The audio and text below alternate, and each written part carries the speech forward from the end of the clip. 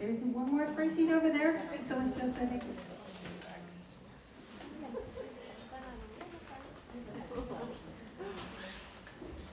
Okay, now we're more or less seated.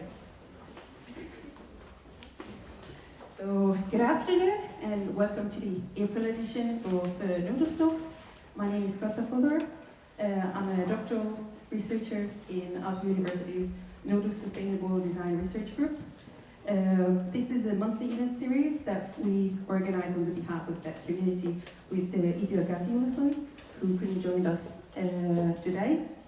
The idea of this event series is that each month we propose a theme that is related to sustainability, design and innovation, and we invite two speakers, two experts, one from academia, today this will be Ramia Mazé, and a practitioner, Marco Steinberg today, to discuss that theme with us.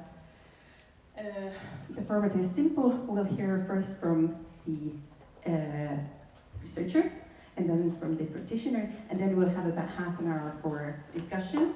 The theme today is transforming society, pilots, experiments, and prototypes. So a lot of it will be about design in government, as you can expect, but it will be also about experimentation and testing and scaling ideas and issues like that. What else? Oh yeah, I think neither Ramia nor Marco needs introduction. This is partly judging by the fact that the seats got booked out really, really quickly. And then once we're done with the discussion, we'll also continue this conversation more informally next door on the corner at the bar that's called Bachelors. So I think, oh yeah, one more thing. This is an unusual location for the event, and a big thank you for everyone who made it happen, and for the Design Museum for being flexible and still arranging this for today. So thank you very much. Thank you for coming. And then I think without much further ado, we can jump into the main act with Ramia. One more last thing. We'll do the presentations first and then the discussion afterwards. So when you have questions to Ramia, unless they are really burning, please write them down and save them so that we can discuss them together at the second part of the NODUS Talks. Thank you very much, and then I'll start the presentation.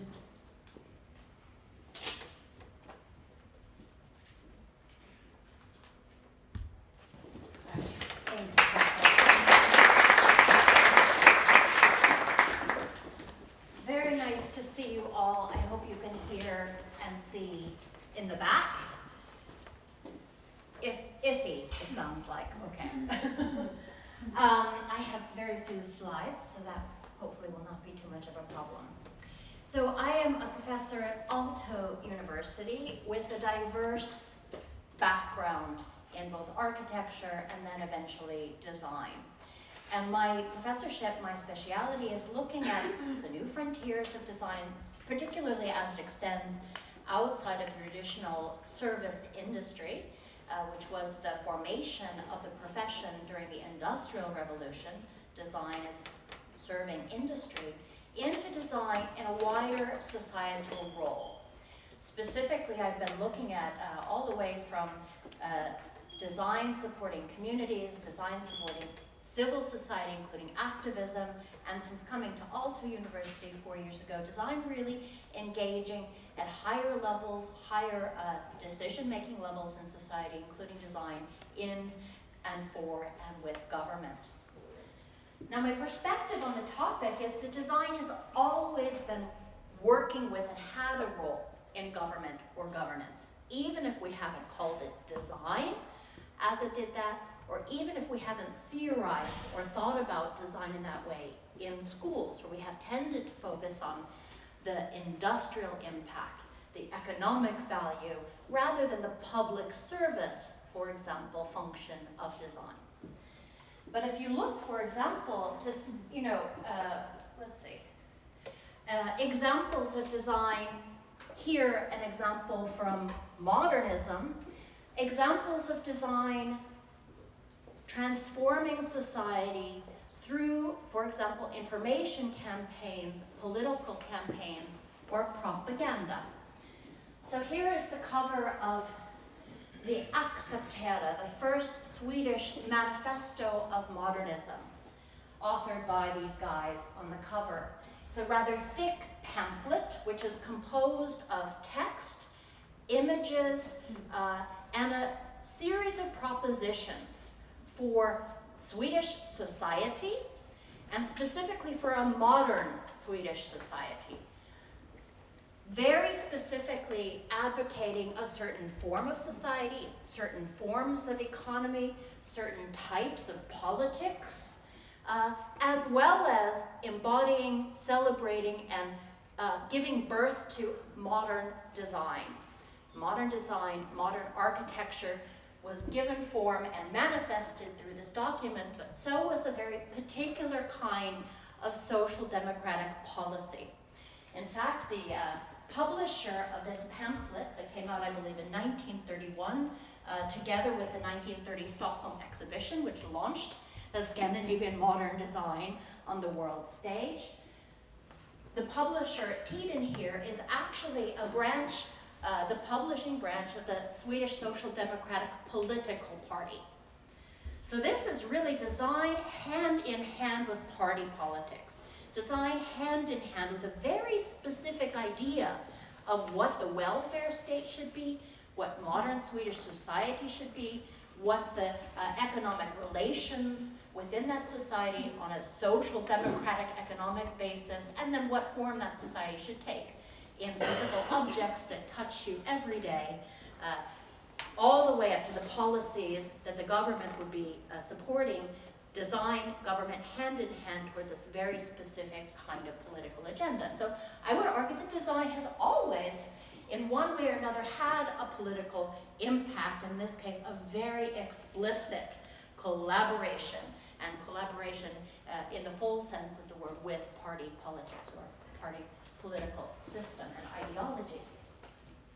So this is the legacy of design in the public sector, literally shaping modern Swedish society, the welfare state ideology, and our absorption of that ideology, that way of being from our skin, from our chairs, all the way up to the way that our cities, our societies, our public services, et cetera, are built.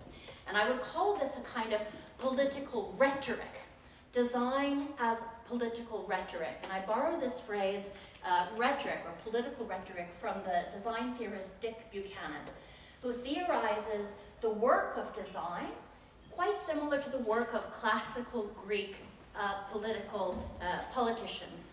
The classical Greek scholars who theorize rhetorics and the art of speech making, the art of convincing, the art of persuading, in that time through oral speeches.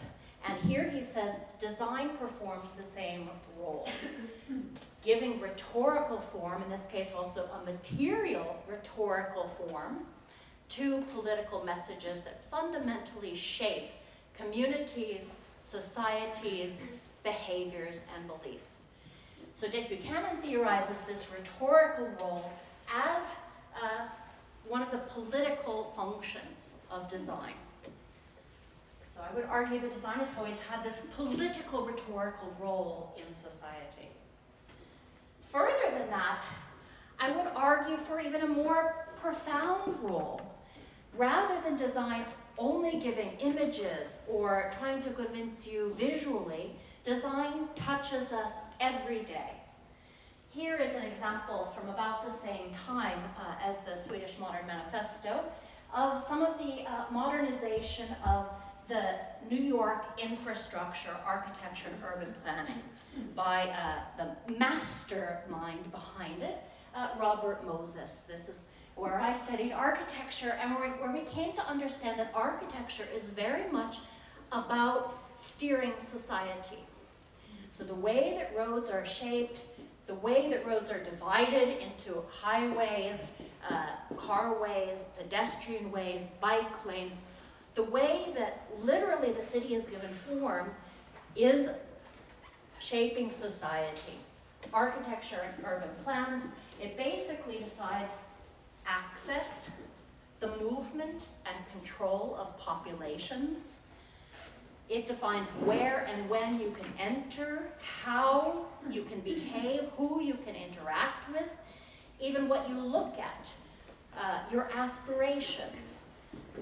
So theorists, again, architectural theorists like Langdon Winner, call this kind of function of design or architecture a kind of political ergonomics. So like your chair has an ergonomic function to shape your body, the city has an ergonomic function to shape your being and your behavior. And I would argue that this kind of ergonomics is not just rhetorical, it's physical.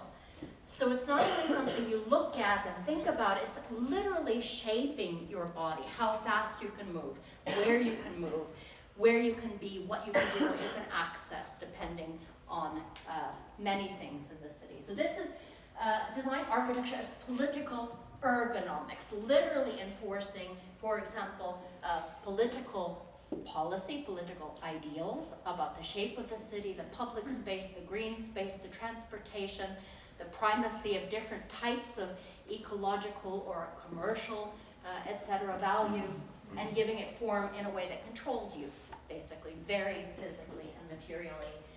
Robert Moses is such a good example because he instituted this very large-scale, sweeping set of spatial policies, which had very significant political motivations and political consequences.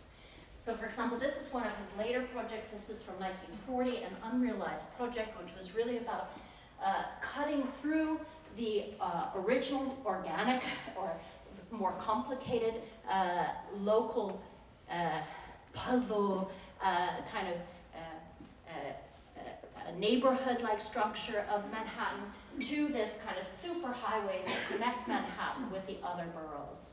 So it was literally requiring the demolition of huge swathes of the city.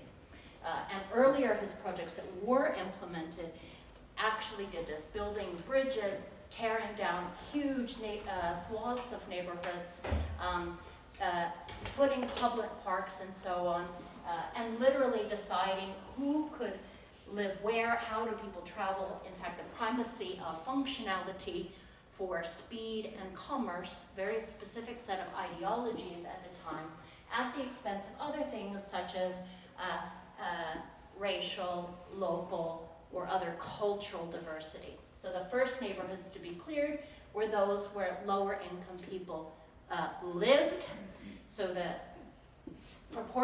disproportionately affected people were poor, were Jewish, and black. And in fact, there was a very clear divide in his urban plan at 125th Street where Harlem started.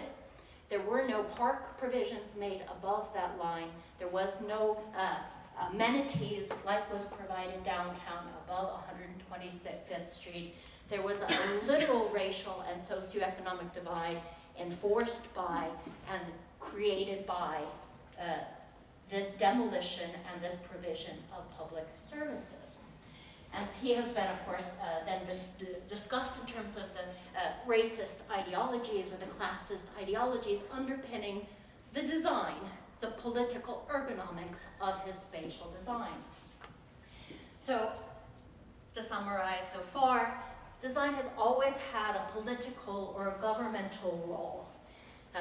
It purports and shapes and convinces rhetorically. It shapes our behaviors, our movements, our beliefs, our economic access, where we as differently colored people or people of different classes can or cannot live, can or cannot be. The society, the government, our societal organization is every day carried out through designed forms, visual ones and material ones. So I would start to paint a picture of the political roles of design, maybe something like this. I've tried to simplify it because there are so many roles that design has and can take in society and in government. We've talked about the political rhetorics of design. Design is convincing, design is persuading. We've talked about the ergonomic role of design. Design is literally steering and controlling. I also want to put on the board here design as or of instruments. And this is where I think this newer discussions about pilots, prototypes, experiments, and so on starts to create a new role for design. So when I came to Aalto, there had just been published a white paper co-authored by Aalto Department of Design, the Design for Government course, which now I lead, Demos Helsinki and Avanto. And it was a white paper commissioned by the Prime Minister's office about human-centric design for experiments. It was a proposal looking at a new model of testing out policy ideas. And the design role in that was not the brochure or the rhetorics or the information about that pilot, nor was it the form of that pilot, what it would look like, how you would interact with it, how you would move with it. The role of design was literally the design of the experiment, the design of the instrument of experimentation itself. And I think that's quite an important shift. It's not design carrying out a political will or a political agenda or a political ideology, but designing literally the instruments of governance. And I think this is quite interesting, quite a profound shift. This is actually a role that policymakers and civil servants has typically had, and then when it gets to the moment of form giving or information, it's handed over to design. Now designers are working literally possibly with the Prime Minister's office in choosing and then designing what kind of instruments, what kind of ways do policies, what kind of policies and what kind of ways do policies take, what kind of form. So this is a quite interesting graph that those of you in the back will have difficulty seeing. I've adapted this from the public policy scholars from a book that Howlett and Ramesh have written called Studying Public Policy. And this is a simplification of a couple of graphs where they're talking about the instruments of governance. So traditionally, government has done its work through very specific instruments. So government operates by, for the most part, regulations, making laws, making policies, regulating society through laws, through regulations, and so on. Government also does its work through taxes. It also does its work through directly providing different sorts of things to different parts of society. So these are the typical way that government high up commands and controls the way that society works, the way that the transportation system works, the way that different policies unfold, that then eventually trickle down to our everyday encounters with them in the street. But government usually makes regulation very far, very abstract, very high and far away from our skin and our bodies where design traditionally works. Now this graph is organized according to levels of state provision. So regulation is requiring a lot of governmental control, a lot of governmental power, and it's usually compulsory. We cannot not obey laws and regulations. There are also kinds of instruments which are less mandatory and more voluntary. So for example, information campaigns, propaganda, and so on, is another way that government tries to implement different kind of policies. So there's a span of ways from government controlling and funding and pushing and we mandatorily needing to behave in certain ways, to government encouraging, persuading, offering, educating us. Perhaps a more rhetorical kind of set of instruments through which policy comes to me as the citizens. So I would maybe overlay, and here I speculate, that there's a rhetorical level at which government tries to persuade us, often we can take it or leave it. It's a more voluntary kind of regulatory or governmental instrument. There are also ways that design very hands-on will steer us. So just as we don't have a choice how to get from A to B in the city, there are roads, there are rules, there are laws, there are fares, there are a series of steering mechanisms by urban planning. The same thing happens in government. There are mandatory instruments through which we must comply. So the really interesting thing now is that design is not only, giving form to the information campaigns or carrying out the transportation policy, the laws about how people should move in the city. Design is actually starting to design these things themselves. So for example, if we have a new idea about public welfare, a new idea about sustainability, sustainable transportation, design starts to look at what are all the ways that we can informationally, regulationally, taxationally start to roll those out into society. So this is the design of the instruments themselves. And what's really interesting today is these are rather traditional instruments. In the last 20 years, we have seen an explosion of new instruments of governance. And that includes pilots, prototypes, and experiments. So with the neoliberalization and the new public management in our governments, especially in the OECD countries, there has been a celebration and invention and an explosion of policy, a kind of more experimental, what they call innovative policy instruments. Lighter forms of getting citizens to behave in certain ways than only laws. And that includes, experiments or pilots or behavior changing campaigns, instruments, interfaces, and so on. And these all tend to be a little bit more on this side because with the neoliberalization and the new public management, government is looking to save money. It's also realizing that these things will only change people's behaviors to some extent, that actually people have to willingly change their behaviors as well. So there have been kind of a downloading or a downsizing of governmental control over some aspects of societal behavior.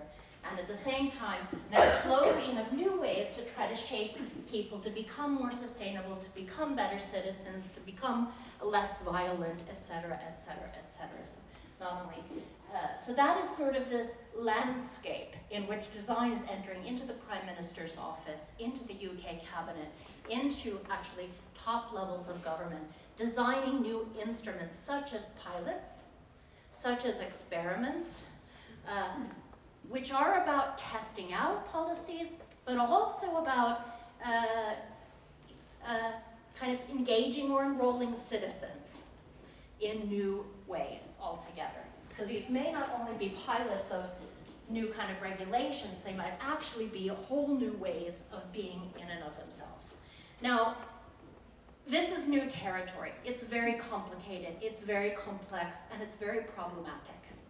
Design is now designing new instruments, bringing new instruments from different places into the government. These are instruments that have developed quickly, unlike these ones. There's less accountability, there's less transparency, there's a lot of agility and speed.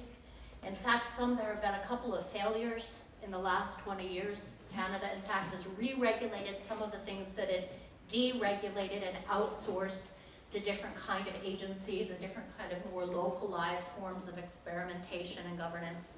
So this is tricky territory.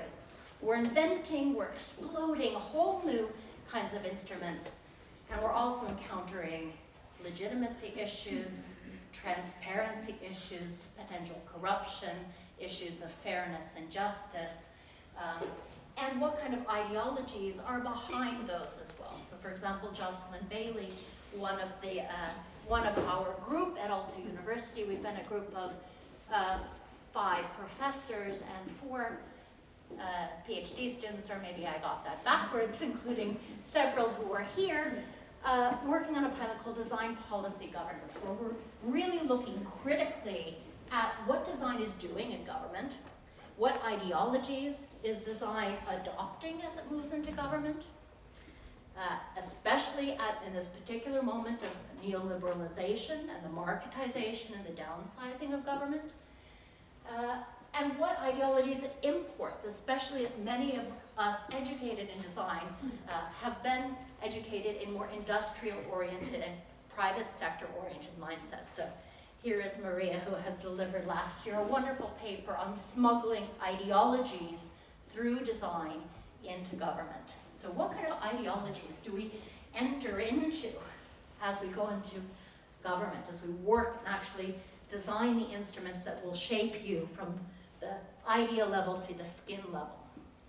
And what kind of ideologies do we smuggle in with or without knowing it?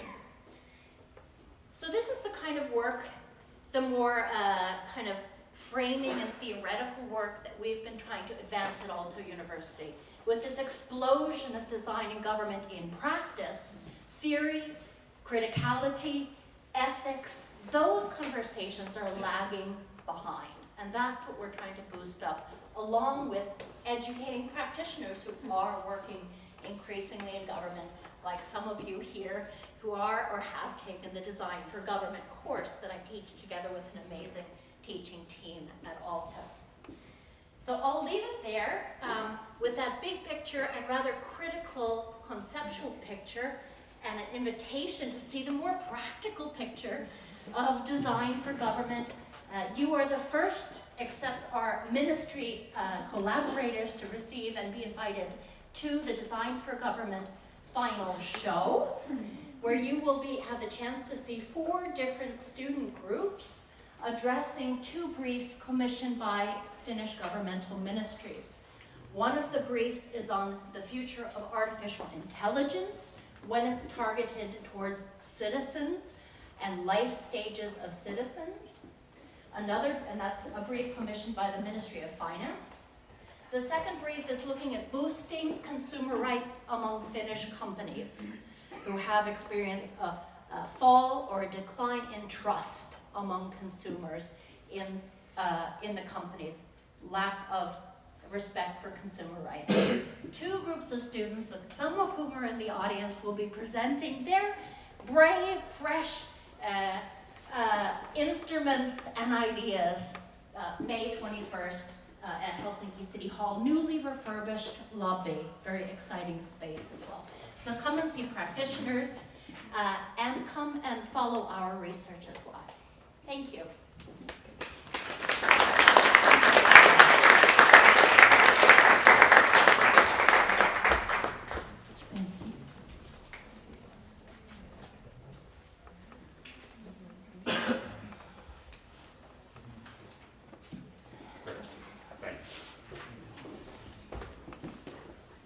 Thank you. That was great. Really enjoyed it. Lots of notes. So hopefully we'll get a chance to chat a little bit. Let me just dive straight into it. And without trying to define design too much, I'll just mention that for me, design is many things. It's a way of working. It is also a leadership model. It's a way to lead in an uncertain way, trying to figure things out as you go along. So I think it's a different style of leadership. And it's a highly integrated practice, meaning whether we're doing a product or a service or thinking about systems, we take very different kinds of inputs and try to synthesize them into something new. And maybe lastly, but importantly, is also to think of design as being, in this context, being proposition-led. A lot of government work is analysis-led. Let's study the problem till we know all the facts, and the facts will tell us what to do. I think a designer's approach is to say, let's study some of the facts, let's ask some questions, and then let's say, what if we did this? How would that change the context? That said, I'm going to jump, and I'm going to jump quite quickly. I'll start with these numbers: 7.5 trillion, 7.4 million, 50 and 1. This represents the US government system. This is public expenditure in the US. This is the amount of public servants in the US. These are the number of states in the US and 1 federal system. Now, if you were given these as the boundaries for creating a government, I don't think you would create what we have currently. So when we look at governments across the world and we say we don't have money, and we don't have resources, we don't have capacity, it's because they're being used in all the wrong ways. We have an incredible amount of resources. This is an amazing set of resources. And it's not because of the ill will of people, it's just because our systems have been dated by a world that's gone by much too fast. And I would say that my thesis that I'm going to try to present to you is that the current system of government is not aligned with its purpose. That's fundamentally it. And I don't care how much process improvement, how much better management you bring to government, you're going to be improving what is fundamentally a flawed model. So we need to rethink what are the principles of government. And quite simply, if you look at the big issues that we're confronting, whether it's climate change, whether it's peace, a whole set of other kinds of issues, these are highly complex, highly integrated, highly ambiguous questions. And we're trying to address them with organizations that are highly hierarchical, highly fragmented, working in linear manners. So I don't care if you want to try to make your hierarchical, fragmented, linear model more efficient, it's still the wrong approach to the class of challenges that we have. Now that's not to say that governments, we haven't benefited from governments. This is our history here in Finland. This is actually my grandparents' generation, in a certain way. And we forget what a radical transformation we've gone through here in Finland, because we had a government that was very purposeful. Government brought a lot. Government was focused on an incredible transformation from farms to cities, from an agricultural society to an industrialized society, and had a vision that the life expectancy and future promise of these kids would be radically transformed. This is a low-income country at best, just a few generations ago. And we built systems of schools, systems of education, and this is Helsinki today. So let's not forget that that model, that 18th century model of government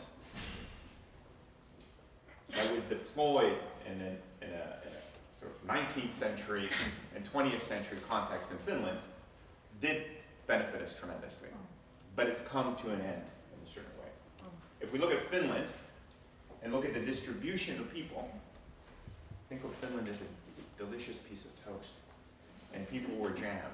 It used to be that this jam was spread much more evenly, and now we're seeing the jam is beginning to coalesce in a few places. Right? So we have places of great density, and we have great places with very little people. Now if you look at a few metrics, immigration, the percentage of people in communities that are retired, and of those in working age, how many are actually employed. And we're beginning to see that there are many realities. There's the realities of places like Helsinki, where you have communities that have new ideas, new people, new connections, new social spheres of influence, that are very young, and where most people are working. And at the same time, we have communities over here where there's no new genes for centuries. There's no new ideas, no new social networks. And where most people are retired. There's no taxable income, or it's very little, and the need for social service is very high. And of the few people that are available that could work, they're mostly unemployed. We're beginning to see what we're seeing on many dimensions, basically this story, that the gap between the have and have-nots has just been increasing. And I think we've seen an anti-establishment wave kind of percolating for a very long time. That is a reaction to this, because not everyone has benefited from this great 18th century concept of government. And it's the people actually, surprisingly, who need a vigorous government the most that are reacting against government. And for me, it's not a vote, it's a vote against the current system. And I think, I just put it down, but I think we failed to leverage this growing anti-establishment sentiment as a force for good. Because ultimately, there is a desire to have a more equitable way of thinking about how we govern ourselves. And what we've ultimately allowed to happen is we've allowed for extreme and populist ideologies to hijack this discontent. And I think a lot of work that designers do as they engage citizens and try to understand what the need is actually understand that need, understand that discontent. And if you can mobilize people, and if you can think of design as a kind of movement in government, you can create an alternative way of shaping futures. Now, we know what this ideology looks like, but I just have to play this because this is just captures it up nicely. So anyway, this gentleman here had the clever idea of playing Trump at a slower speed. I'll be honest. I think it was a great victory. And actually, some of the news this morning was that it was in fact a great victory. But if you look at it from the standpoint of gridlock, I really believe there's going to be much less gridlock because of the way this is going than any other way. And I think, it's a bit of a joke, but it's kind of revealing, is that this populist ideology actually makes no sense. And we're also seeing that when this populist ideology has to confront the current 18th century systems of government, we begin to actually see the fragility of the systems and the lack of capacity in the system to deal with these issues. I mean, think about Brexit. In the bigger picture of things, it's not that big a deal. We have a planet that's on fire. We have one country that's trying to leave a club of countries and doesn't know how to leave the club of countries. How are we going to solve these other issues? So I think fundamentally the challenge with government is, and this is an example I use a lot, because I think it captures it in a nutshell, is fundamentally the question of logic, which I started with. We're applying the wrong logic on a class of challenges that is really challenging our existence. And I'll tell this story, I tell it all the time, and most of you are familiar with it, but I think it was in maybe 2009 or 10-ish, about then, this thing appeared in Campi, the camionette. Wonderful crepes, hugely popular, totally illegal. And the reason why it was illegal is because the city could not figure out whether this was a car or a restaurant. And that is the problem, is that government has its own logic and assumes that the world is going to adapt to its logic. And we need to start shifting that. We need to actually adapt the logic of government to fit the nature of issues in the world. And until we do that, we're going to have a lot of illegal stuff that's going to overtake us. Now this is the current logic of government, of transformation. This is our famous SOTEC, our healthcare and social reform process. This is the parliamentary committee that's in charge of creating that new vision. And this pile of paper just keeps growing. I don't think these people can in any way understand how all of this paper adds up to a bigger proposition. And I think this way of trying to study and analyze and figure everything out before you act is actually a wrong method. So I think the established model of change, which governments have changed, is showing its limits and is failing. Oh, we have other things. And you can see I'm going to be taking quite a critical and maybe a bit of a black and white approach here. We have things that are quite innovative. We have citizens' initiatives. I think this was, and somebody can correct me, but around 2012 in Finland, there is for the very first time the opportunity for citizens, people like you and I, to put together law proposals that Parliament will have to consider, vote on, if we're able to get at least 50,000 votes. So it's a grassroots way of bringing new ideas to Parliament. Okay? I can't remember how many new laws have been brought to Parliament this way, in a grassroots way. It's of the magnitude of about 25. On average, I think I ran the numbers, it's about 9 months, so it takes about 9 months to put the signatures together. Now, if you follow this, in November of last year, we had a new proposal some people put together. Now keep in mind that proposals before were generally about better education, about greater peace, about a more prosperous future. The one in November was about lowering the cost of diesel oil. You know how long it took them to get the votes? A matter of hours, right? So I'm not against the idea that we as citizens can bring ideas, but what drives and ticks our day-to-day sometimes is not aligned with the bigger interest as we have societies and actually may distort what parliaments take on. And I think we should be proud. The government has said, as we heard, let's be more experimental. Let's try new things and see if they work or not. unfortunately, I think it's maybe not framed the right way. We had a very interesting question about basic income. The whole world was excited about it, and then we shut it down in 2 years, after 2 years. And I think fundamentally some of the challenges around there is that it wasn't set correctly. It wasn't designed maybe the way it should have been designed. And a question that was very important is probably going to get shut down now for months, years, or decades. So I would argue that this experimentation conversation that we're beginning in Finland and is beginning to happen in other parts of the world is flawed. And I think most experiments are actually designed to fail. For many reasons, we don't have time, but the fundamental reason is no one answers this question, so what if the experiment succeeds? These aren't designed in the way that maybe you and I, in whether a startup context, in an enterprise context, in a business context, would ever do things. Because there, if you have a new idea, you say, let's do it, let's see if we can make it happen, and as things start to happen, you're ready to take the next step to make it happen even more. But in a government context, we put limits on it, and then we'll say, we'll see. And then 6 months go by, and the team has lost momentum, and it's politically untenable anymore, et cetera, et cetera. There are many aspects that aren't designed into experiments that really just don't make them viable. And unfortunately, I think this new model of change is very ill-defined. It's incremental in its approach, and it's working really on the margins. Why didn't we take this experimental approach to SOTE? Why are we doing apps? Or, yes, we did the right thing on universal income, but it still wasn't part of a central question that we had to tackle in here. It was still, in a certain way, a question of ideas rather than something that we had to actually confront with urgency in this country.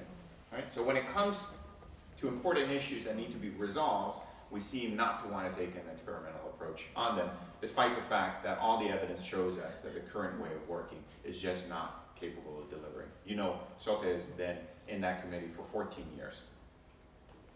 So I would say that the current model of change, and this is where this design, and I'll interchange it with the term innovation, of doing new things and doing better things to deliver better impact.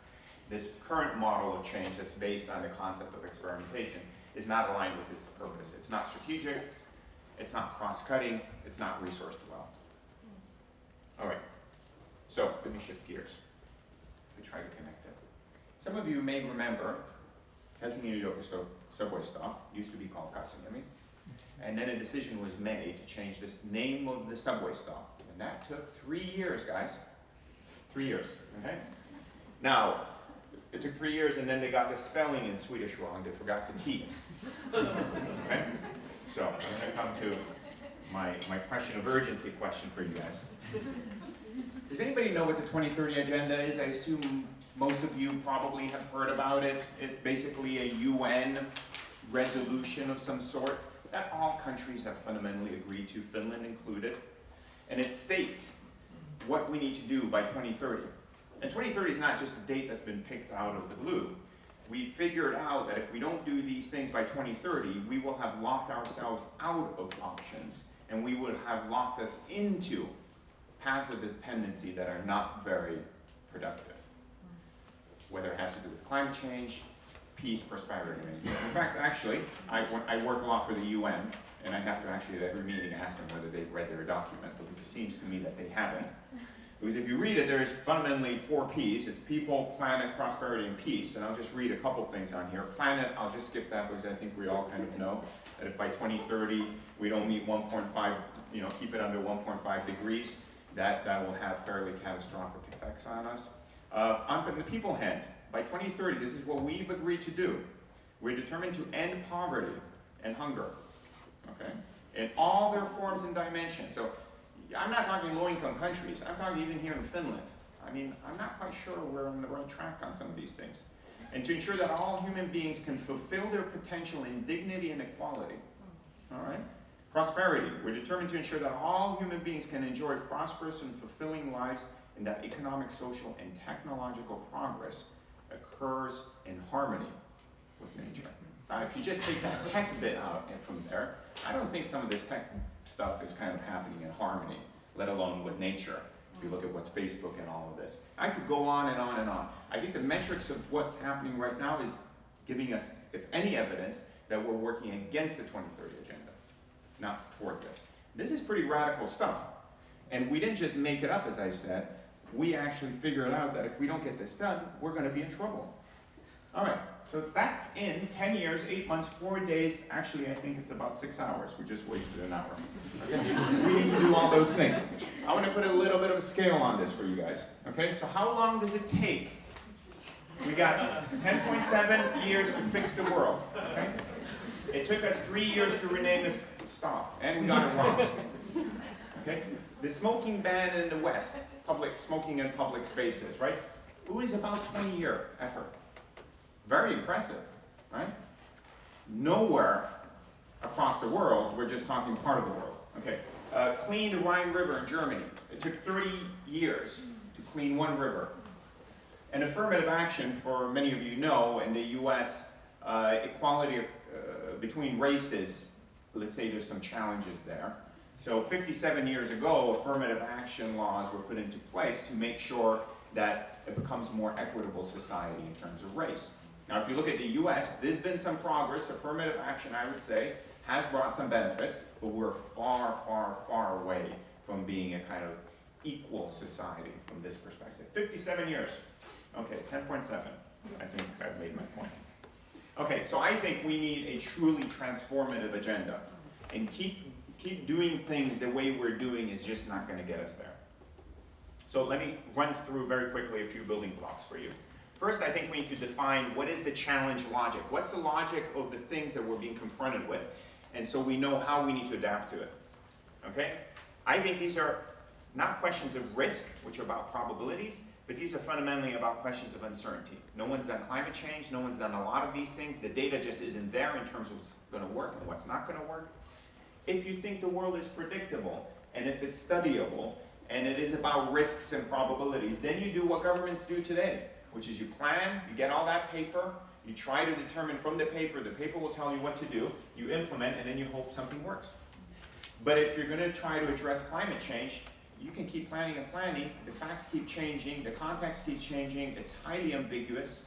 At some point you just need to start doing things, and I think in an ambiguous world, I would advocate, many of us would advocate, you need to plan, implement, and change at the same time. This is much more the way that a design process works, is where you start with a sketch, you test it out, the testing gives you new feedback, that feedback allows you to scale up, you begin to engage people on the issue, and you begin to improve. It's not a big bang approach, but it's a much more iterative, scaling up kind of approach. Easy to do on a slide here, very difficult to do in terms of organizational change. How do governments need to change to make this happen? And is the problem a simple one or a complex one? These are very complex issues. In the US, if you want to address the opioid problem, which is really an epidemic, there is no single issue that's going to solve it all. It's multiple issues. It's questions of education, it's a question of access to health, and jobs and opportunities and infrastructure. All of these need to be dealt with. If you want to rethink education, you have to think about many dimensions at the same time, and you need to think about how they come together in a coordinated way. It's like cooking. It's a recipe. You need to understand what things need to come together in which way. We don't make the best cake by throwing your favorite ingredients in the kitchen or the most expensive ingredients. We have purpose in how we bring that together. Now in government, each ingredient exists in a different department, and there is no connectivity in that.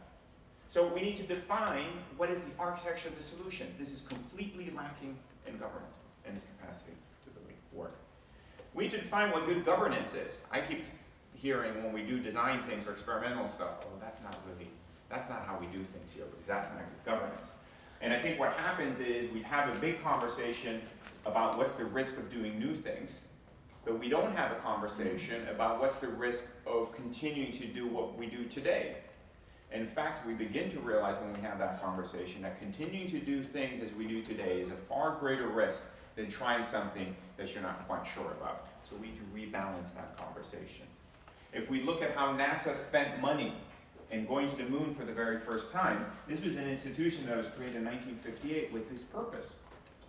There's a huge peak in spending. the budget that was used exceeded the Congress's approved budget 5-fold. And that's not because people lied, it's because no one knew how to put a budget together for something that had never been done before. There was no basis of analysis to do this. We went to the moon, and we went multiple times to the moon, and what do you see? That the cost of doing that normalizes. So there's an upfront cost in innovating, and the way that you do this is very different from the way you do that. I used to work for a government agency that wanted to do a lot of innovative work. Yes, we want to go to the moon, we want to do the things we've never done, but they apply this logic to it. We want to know the exact budget, we want to know the exact timeline, and we want to know the deliverables, and we're going to hold you accountable for it. Right? So they're putting a logic of predictability on a question that's not predictable because you've never done it before. You need to resource change. So the government of Finland's spending budget is about 55 billion, I believe. Correct me if I'm wrong. Amazon's revenue is 178 billion. This is 2017 figures. They spend in that year 23 billion euros on R&D, research and development, creating new solutions, new services, new things. How much did the government of Finland spend money that's dedicated to creating new things? I'll just say probably close to zero. And I have this conversation frequently in departments and say, oh no, everything we do is new. I'm like, yeah, you're taking old things and you're trying to improve on them. But how much money is dedicated to doing completely new things, not improving on old things? 39% of people at Google work in research and development. This gives you a sense of how much of that organization's resources are put trying to create new things and better things. What is the percentage of people in government that work on what might be the equivalent? 75,000 people work for the government of Finland. The count that I could come up with was 6 people. 80% of all artificial intelligence engineers with PhDs work for Google and Facebook. 80% of all the ones that are available work for these two companies. Okay? There's a huge race for top talent on this issue. Government has even bigger challenges, more pressing challenges. What's the race for talent there? So what's the percentage high-performing innovators, I couldn't come up with a better term here, sorry, who work for government? I think it's 0.00 something, but we can look at that. So, and then we don't know what are the new professional skills that are needed in government. I think designers, visualization skills, a whole bunch of skills that aren't there. And we have this narrative that the resources we have there somehow are capable of doing transformative stuff without any new resources being put in. And my last thing is, I think we need to stop being reasonable. We need to be transformative. Any plan that you have that is reasonable means by definition that it fits within the current logic, the current way of thinking, and by nature it is not going to be transformative. Thank you.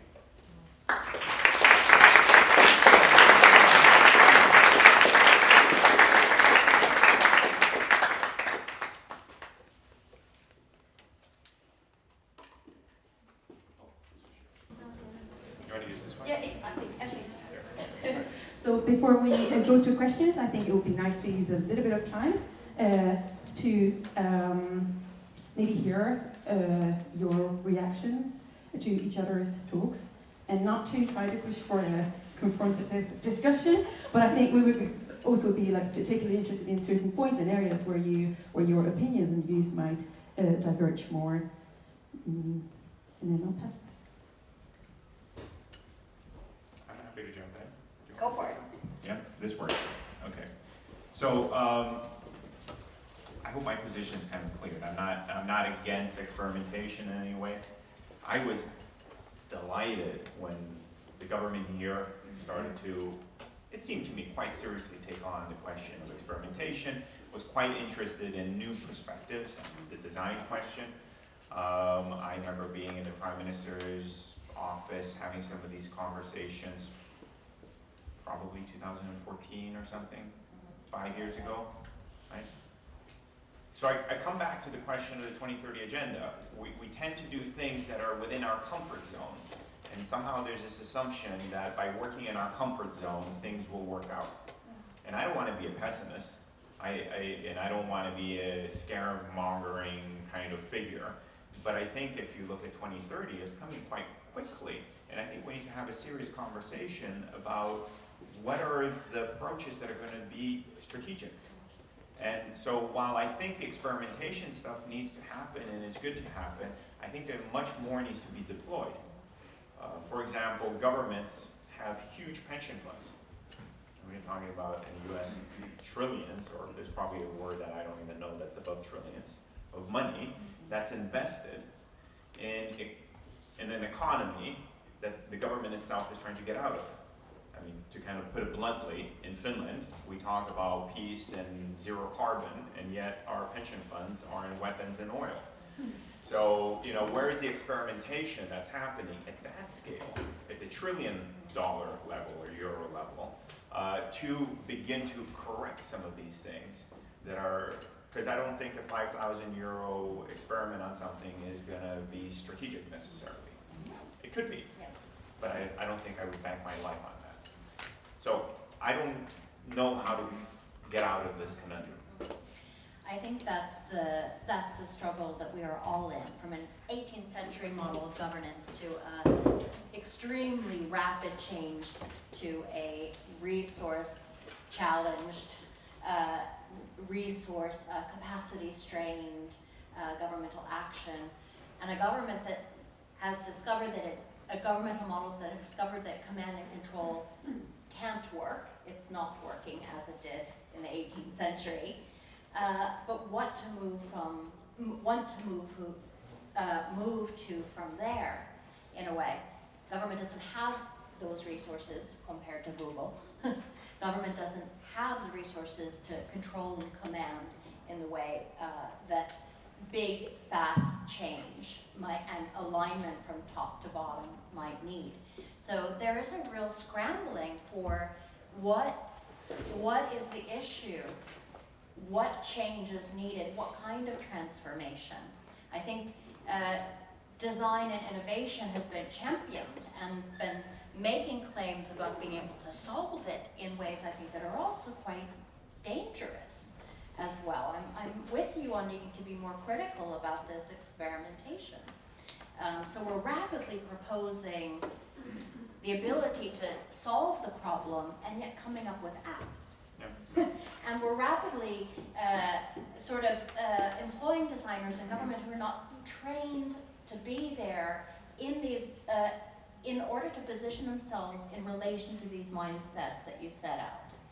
So some of these arguments around, I kept track of some of the logics that you were talking about in your, and I think it's designers are not trained to get around those logics either. So I also feel like there's A state, which is government now. There's the B state, which is design saying, oh, okay, we have great ideas, we have great prototyping methods, processes, etc. But the ability to connect between those is quite dangerous for design. Because if we can't understand those mindsets, we're never going to be able to change them. And we're going to become demoralized and disemployed sooner or later as well. Yeah. So for me, the question is, I think you're absolutely right. You know, we don't have the kind of financial muscle that an Amazon has. And I think actually part of the dilemma that we're beginning to face in cities, for example, is that you have tech companies coming in that have R&D budgets the size of, expenditure budgets of governments coming into cities, and cities are spending zero on these issues and actually don't have a position on it. So I think there's an asymmetry that's happening in that. So yes, we don't have the financial muscle that a lot of other players do. But governments do have a lot of things in their arsenal that they could use. We have planning processes, we have regulatory processes, we have many things that we can do in government. I think the thing that ultimately is lacking is political leadership. So there's complete vacuum of political leadership. I think part of it is who wants to be in politics today.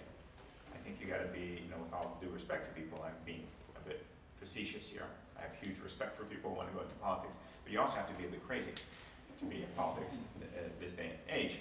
And I think what I would want to see in political leadership is the kind of clarity of mind, strategic thinking, and just the sheer bravery to take on some of these issues.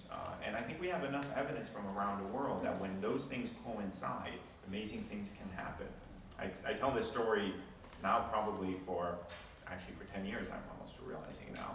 But in Chile, in the city of Constitucion, which was destroyed by a tsunami, we're talking about a city that's bigger than Lahti, completely devastated, they decided they were going to rebuild using a planning process that would be completely and radically different. So for us in Finland, it takes 25 years to plan a new city. They did it in 3 months by actively engaging everybody in the citizenry, understanding what the need is. So they fundamentally use the design process to try to engage people and understand what their needs are. And they came up with a master plan and had a referendum on it and had 94% of the citizens of Constitucion vote for it. So we've seen the downside of referendums when they're just plonked into a kind of abyss of extremism. But I think when you have those in an informed way where you engage people on the issues and you begin to actually have solutions that are based on actual needs, you can move really quickly. You can do something in 3 months because there is political will to change the system. I totally agree. There needs to be leadership, but I think there has to be more than leadership. And I'm thinking actually about the basic income experiment. The minute you have a change in leadership, it puts things that are attached to leadership in jeopardy. So I actually think we need this more profound transformation, which is what I think you're also arguing. And I was taking track of some of the logics you were talking about.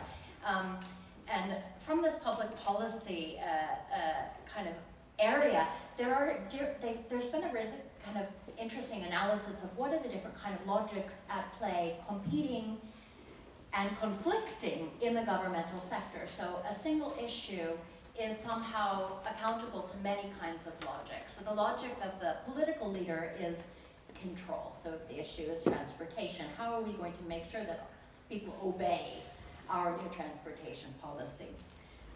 The lawyer perspective is this just? Is this fair, this new transportation policy? The expert perspective is this data-based? Is there evidence that this new policy is going to be effective and going to work? And, so now we start getting a little bit closer to the lack of evidence, the lack of data on certain things that are as critical. Then there's the administration logic, which is economy and resources. Is this resource efficient? Is this cheap enough? And I think that's the logic that's ruling all decisions over fairness and justice, and we can define justice to be also planetary justice, over citizen, I've left out that perspective, which is, are we represented? Is this going to serve us? So the economic logics are overriding all of these other things. Is this the right thing to do? Is this fair? Is this representing the people? Is this serving their interests? Is this data-based? Is actually very difficult to find arguments for. And then this control, when we just don't know, how will people change their behavior? So we're lacking. So in this landscape of conflicting perspectives, people who want control, people who want representation, people who want justice, people who want data, people who want to save money. We have to learn how to change the mindset of all of those actors in a specific direction. Yeah, so maybe a quick comment, and then I don't know if you want to open it up for some questions, but yes, I think a lot of those conversations are stuck because we haven't changed the terms of the discussion. So I think as a designer, at least in my own and my colleagues' work, a lot of the work is actually to change the terms of the conversation. That's why I said, when we talk about experimentation, let's put a pause on all the risks associated with doing new stuff. Let's talk about the risk of continuing to do things as they are right now. Yeah. And when we have that conversation, then let's come back to the conversation about, and suddenly you've changed the terms of the conversation because you've made evident the thing that people aren't keeping in mind. There is an English saying, I'd rather have the devil I know than the angel I don't. Right? You'd rather live with all the problems that you're familiar with than the unfamiliar great promise. And it's just human instinct. So let's unpack those and shift the terms of the conversation. So I would say that's one. I think the economic one, actually, we can ride that in a positive way. So I'm curious about your answer to this. I think it's the thing you started off with, the idea of like process efficiency, like making our processes more and more efficient and more cost effective will not, solving that issue will not solve the bigger problem. So if we get into economic logics, won't we be defeated by that kind of?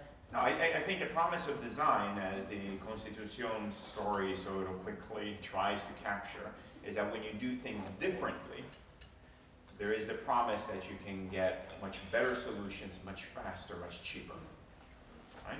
But you have to do things fundamentally different. And so in the UK, I think this was in probably 2010, they came out with it was the first European country to come out with a serious austerity package.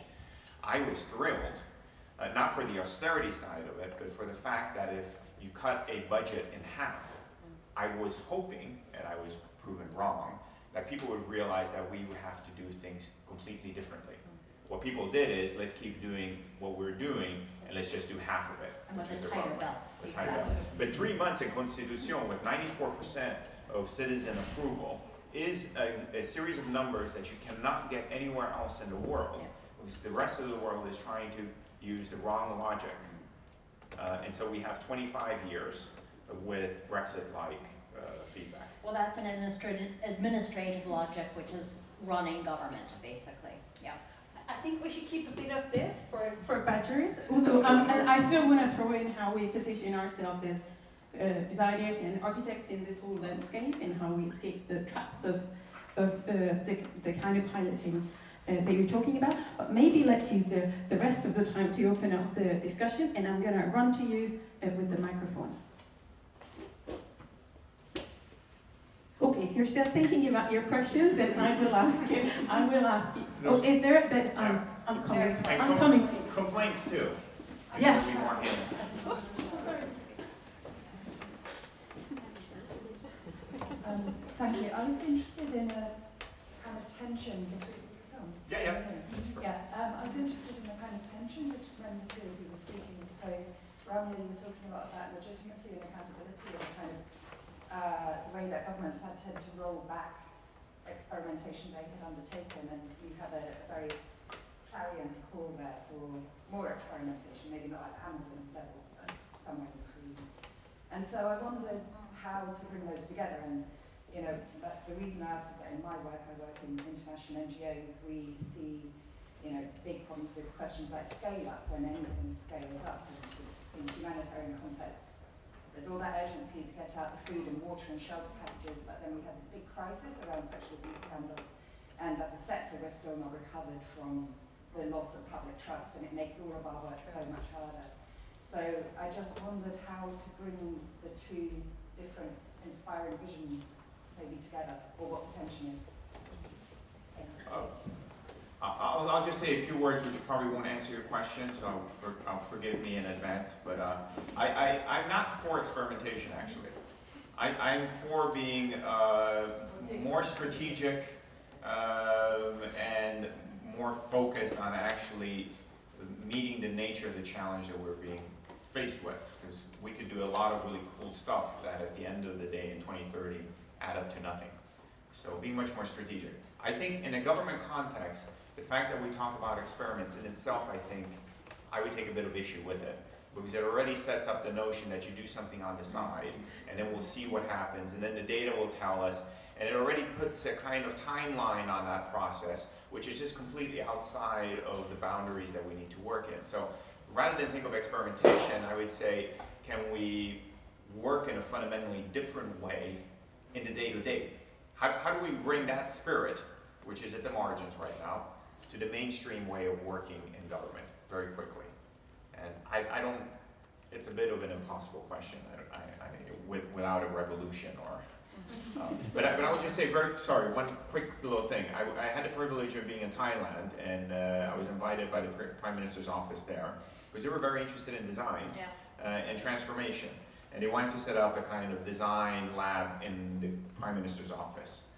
And the military had taken over because their claim was corruption, and they saw design as a way of redesigning the system of government, fleshing it out of corruption, making it more aligned with citizen sort of views. But they did an interesting thing, which is they changed the constitution and they put some building blocks in there, like make people happy.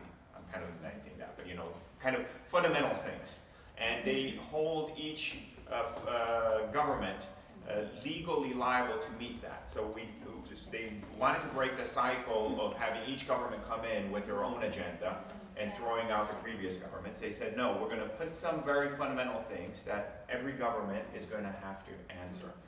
And so I'm not for the military intervening, I'm not for dictatorship, but I think we've all recognized the limits of a 4 or 5 year political cycle in dealing with issues that go way beyond that. And so that's their solution to it. And I agree with that. That's also why I think the civil servants and the actual machinery of governance, exactly as you say, is the thing that needs to change. Not only the leadership, not only the instruments, but the whole mechanics and logics, as well as the ways of working in government, and the skill set, the competency. So I agree with that.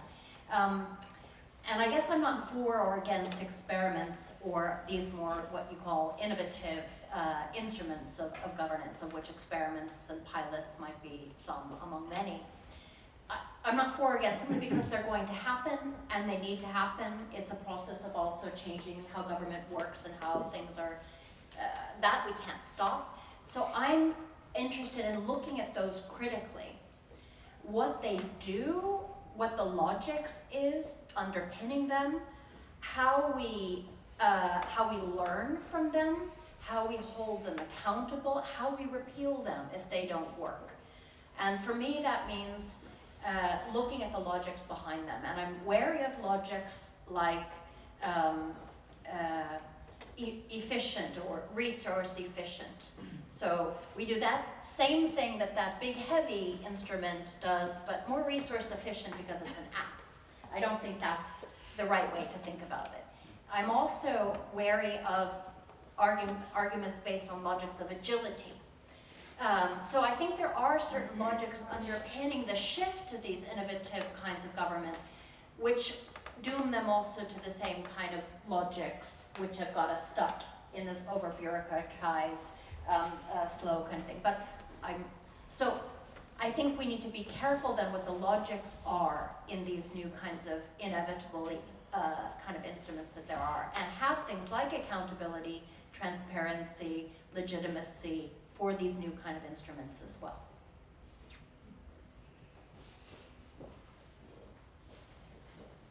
Lee?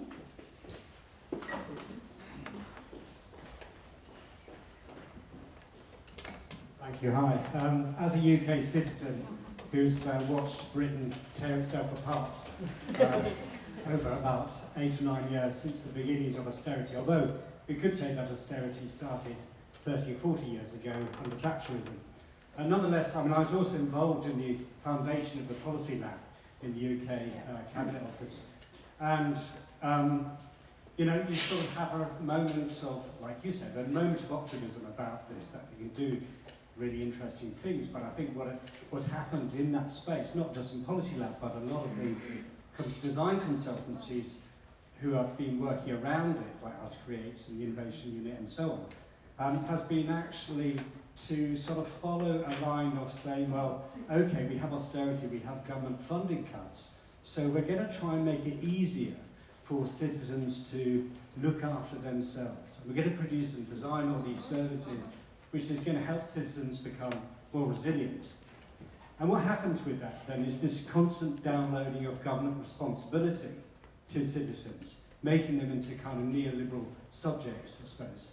So I wondered, in terms of the design space, how we can shift that away, because I think a lot of these designers are trying to do good things, but at the same time, they're caught within this kind of ideological process of downloading responsibility, and government kind of saying, let's roll back, the state and make citizens more responsible. So I wondered what your responses are to this kind of problem there in the space. No, I think that's a very interesting question.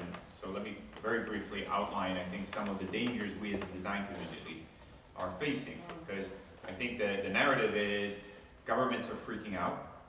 They hear about innovation and design, they're beginning to get interested in it, and they say, well, maybe this could help solve some of our issues. And I think that's the way that you maybe, put it well, is that some of the design work has been used to alleviate some of the friction. And I think there's a downside to that potentially is we're just gonna let people die more gracefully, you know? Rather than actually tend to the fundamental responsibility that we have towards them. So I think there is, if we look back in 30 years and say, well, did we do right with this design thing? We could be looking back, oh, we were an enabler of a divesting of responsibility on behalf of governments by making those processes more seamless, less painful to some degree. The other is, I think, the rhetoric of design and innovation. There's a lot of hype around it, and the evidence is not very strong right now. So we could look back, oh, do you remember in the 80s when everybody dressed really weirdly? Oh, do you remember in the 2000s when everybody was talking about design, and it's that kind of embarrassing kind of conversation. And the third thing is, I was in the Philippines and we were talking about the problem of trash, and a lot of the design community would say, well, we could use engagement techniques to change behaviors, because a lot of this stuff is happening in poor communities because they may not be educated and so on and so on. And I said, hold on. I think we have this bad tendency of saying we're going to change behavior in the communities that are the most stressed and afflicted, and that's our solution, is to ask them to do even more. So what behaviors do we need to change? And this is why I think design has to be on the front line of stuff, but if it doesn't get into the cabinet office and be strategic to, and think about how do we change the logic of budgeting and so on, I think we fall into this danger right now. I've seen it in a few places in the UK Cabinet Office. Government Digital Services has been quite transformative, and they, I think, are probably the only group that was able to get into the heart of the beast, but the evidence now seems to suggest that the beast is sort of washing it out, so to speak. So, but there too, I think, that anyhow, sorry. So I agree with that. I think there are many possible roles for design at many levels.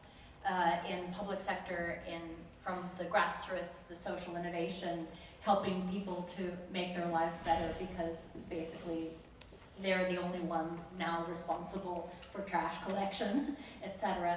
I mean, that's also enrolling in that kind of scheme, as design for social innovation, once no one else is taking responsibility. And then also on the governmental level, if we choose to work there, we will be implicated in those ideologies. Our job will be to carry those ideologies out. So at all levels, we cannot escape that complicity. So I think this is one of the things we just have to start being very critical about. And I would love it if designers would run for government. I mean, run for political office. But that's then a choice. I would love it if designers work in the Prime Minister's office, and that's then a choice. I would love it if designers would work. So there are many, many choices about which then comes with an agenda. And I think that there can be a positive and a negative aspect of entering into that ideologically conditioned and directional context that you cannot reverse. You simply cannot reverse many of these trends. So you have to understand that you're doing that and be critical as you are doing that. You won't be able to escape it, but you can understand what you're doing and think about the other logics at play in that struggle among different logics. So there are other logics present. Justice is present from the legal perspective, for example. Representation is another. So there are logics in that with which we can work, with which we can perhaps amplify in various ways. And then I think what's really, well, maybe I'll stop there. Yeah. And I wanted to just, one quick comment, because you said about choice to get into political life, or choice to be, so on. So I think absolutely, we all have a choice. We're also social beings, so the context we've been in has shaped our perception of what our choices are. I don't think we've done very good in the design profession and design education systems in preparing designers for these other dimensions in society. Actually, I think my own education, if I look back, not explicit, but was the messaging that business is bad and sort of design is good. And I think that was a very unproductive way to shape young minds, right? And I don't think anybody in my career ever helped or encouraged me to think about, well, what about design in journalism, or what about design in politics, what about design in these other facets? Exactly. Where we've seen economists and other disciplines actually be very good at that. And by doing that, bring that way of thinking into how we provide the solution. So yes, it's a part of choice. Some of it is personal, part of it is the systems, institutions we're of, but I think governments have choices. Yeah. I mean, they could hire, nothing's preventing them from hiring, 1% of new talent that has the skill sets that are necessary for 21st century transformation. They're basically have hired people to do a different job. And they're great people, but they're really good at job X, and we got job Y. So, if I was I don't know, a produce store or a farm, I would have certain kinds of people. If I'm a Google, I can't assume that the people I hired for this talent mission are going to fit 100% over there. We have not bridged that gap. And there's nothing preventing government to saying, we need 21st century skills in here. Yep. Yep. I agree with that, and I agree that design education has a lot of work to do and a lot of theory building to catch up with the hype if we're going to avoid these crashes, the loss of legitimacy and 80s trousers, apparently, if we don't live up to our claims. So I agree, we need better design, more critical design education, and design also able to identify the logics in which it works and the logics that it brings. So this underpinning logics of agility, the underpinning logics of process efficiency, I don't think those are the right kind of logics that are very easy logics to have at Aalto University, because we're friends with business there. And we bring those kind of logics in from the design, we carry them with us, we smuggle them into the government. So we need to be very careful, what are the logics that we fight for, that we amplify, that we bring in those contexts. And there are things that design can do that others cannot do. Giving form, for example, is a very powerful tool. Making propositions, as you said, is a very powerful tool. But what are we giving form to? What is the logic on which we're making propositions? Because we have very powerful competencies and skill sets. But without looking at the ideologies behind and the logics behind, we're only going to be giving form to somebody else's logic and perpetuating, amplifying logics that we may or may not agree with, or may not be what we need. We slowly have to close, but Oh yeah, because the museum closes, right? Yeah.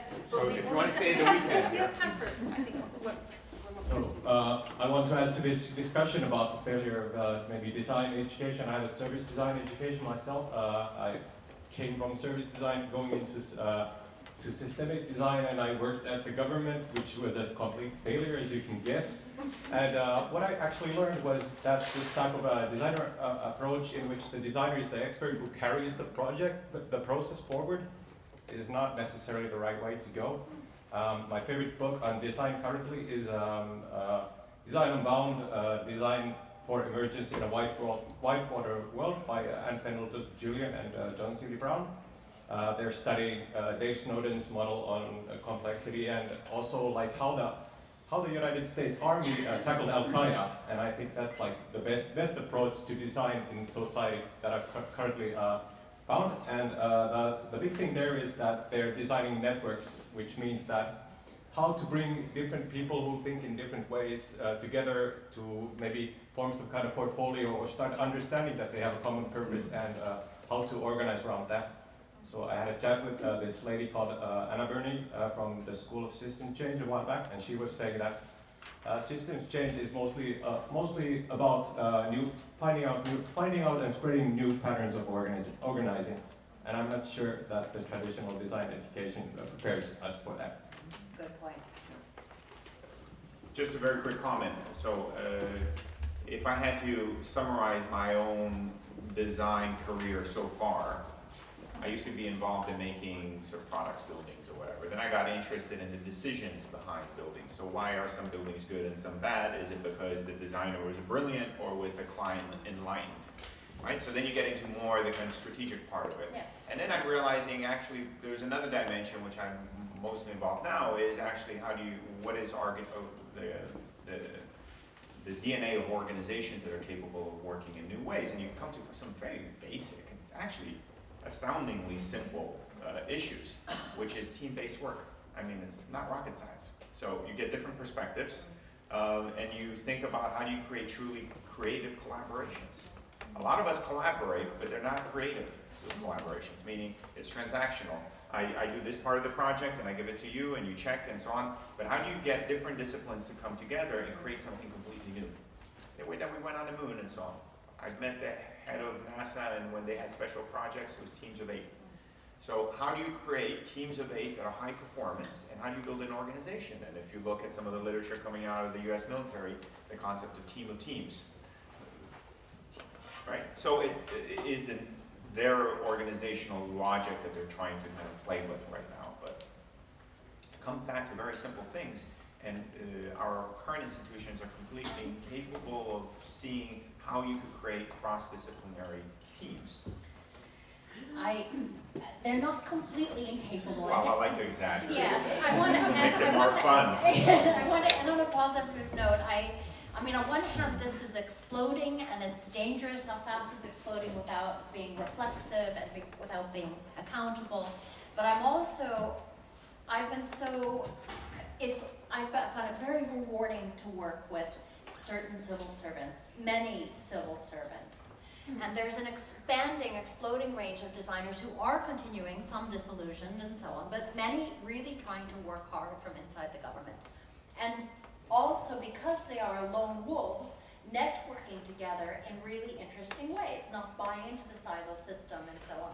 So I think part of this is also a culture change from somehow within, and recognizing that there are very good, well-meaning, talented people who also want to continue to learn. I have civil servants who want to take our courses, who want to do PhDs and think very critically. And I think we also should be capable of reform from within and not only wipe out the whole system. I think we can end on that for now, at least for the formal part of the event.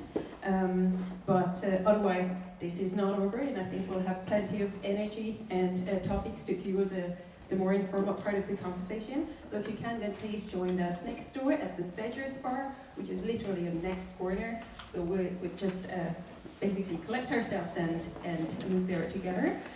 Before that, please join me in thanking our two really, really wonderful speakers today, Marco and Ramia.